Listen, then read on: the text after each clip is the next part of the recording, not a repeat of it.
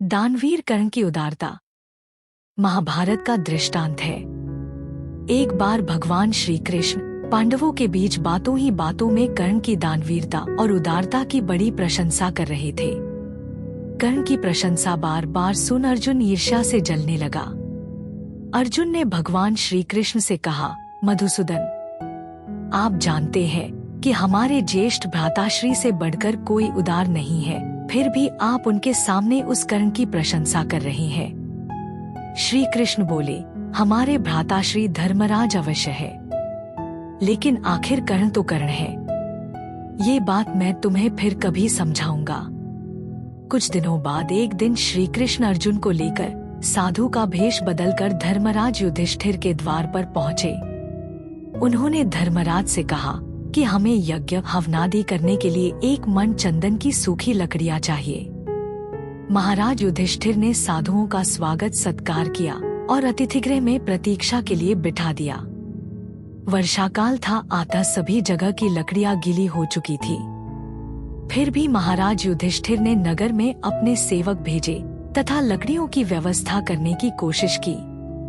सेवक सभी जगह भटक कर आ गए, किंतु एक मन चंदन की लकड़ियां नहीं जुटा सके, और मिल भी कैसे सकती थी।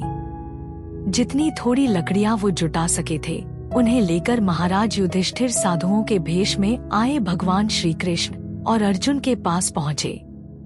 धर्मराज बोले, महात्माओं, आपके एक मन चंदन की लकड़ियों की व्यवस्था करने में मैं असमर्थ हूँ। आप चाहे तो कुछ और मांग सकते हैं।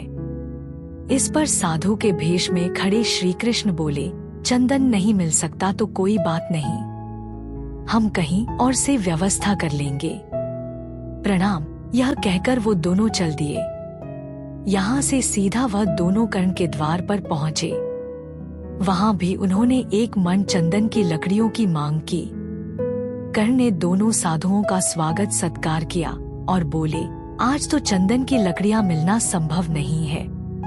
अगर आप एक दो दिन ठहरे तो व्यवस्था हो सकती है। इस पर साधु के भेष में श्री कृष्ण बोले, नहीं, हमें वर्षाकाल में ही यज्ञ करना है, अतः आज ही चाहिए। दे सको तो ठीक, अन्यथा हम कहीं और से व्यवस्था कर लेंगे।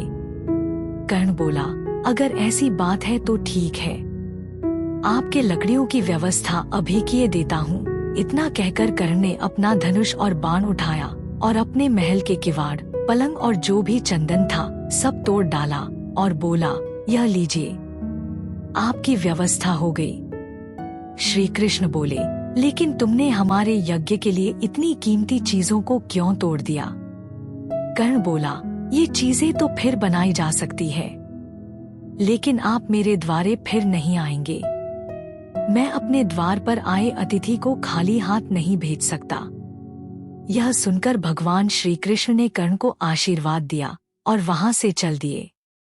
अब भगवान श्री कृष्ण अर्जुन से बोले, देखा अर्जुन, महाराज युधिष्ठिर के राजमहल में भी चंदन की वस्तुएं हैं, किंतु उन्हें उनका कोई ख्याल नहीं आया।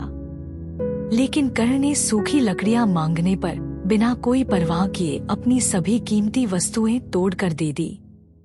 कर्ण स्वभाव से दानी और उदार है, लेकिन महाराज युधिष्ठिर विचार से दानी है।